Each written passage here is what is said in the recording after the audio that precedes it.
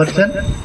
নিত্যানন্দ প্রভু হয়েছে লক্ষণ, উনি লক্ষণ, সত্যিকারের লক্ষণের রোল নাটকের মধ্যে হচ্ছে, রোল দিয়ে দিয়েছে।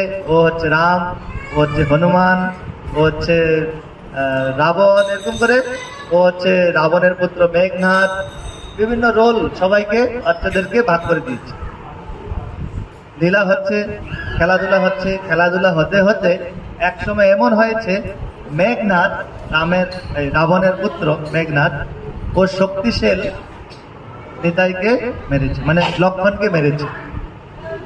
আর মানে খেলা হচ্ছে, তার বাচ্চারা খেলা করছে, খেলতে খেলতে নিত্যানন্দ প্রভুকে, যিনি লক্ষণের ভূমিকা বা নাটক করছিলেন, তাকে মেঘনাদ মেরেছে শক্তিশাল। আর নিত্যানন্দ প্রভু অচৈতন্য হয়ে গেছে, হয়েছে না, লক্ষণ অচৈতন্য হয়ে গেছে। আর সত্যি সত্যি এখানেও নিত্যানন্দ প্রভু অচৈতন্য হয়ে গেছে।